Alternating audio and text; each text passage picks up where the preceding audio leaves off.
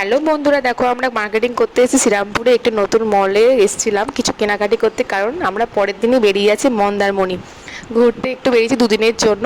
তো মিকি তো এখানে ঘুমিয়ে পড়েছে, মেয়ে বেশ দেখতে দেখতে যাচ্ছিলো, এরপরে নাজেহাল অবস্থা, বমি করতে করতে গেছে। তো এরপরে আমরা হোটেলে ঢুকে গেছি। এটা একটা রিসর্ট, এর আগেও এসেছিলাম, আবার এসেছি এখানে।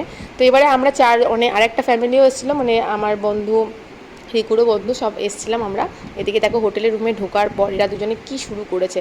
ওদের ফ্রেশ করার পর খাওয়ার নিয়ে বসে পড়েছি। রুমের মধ্যেই দুপুরটা অর্ডার করেছিলাম।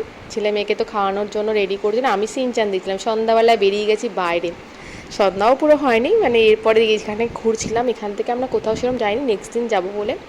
তো এই আনন্দ করতে করতেই তারপরে দেখলাম সবাই আমরাও ফটো তুলতে ব্যস্ত। এইদিকে দেখো এরা দুজন দোল খাচ্ছে, আর আর এখানে ফটো তোলা হচ্ছিলো, মেয়েরাও ছেলে মেয়ে খেলছে। এভাবে দিনটা কাটালাম। নেক্সট ব্লগে দেখতে পারবে। এরপরে আজকের মতো টাটা। ভালো লাগে লাইক করো, সাবস্ক্রাইব করো।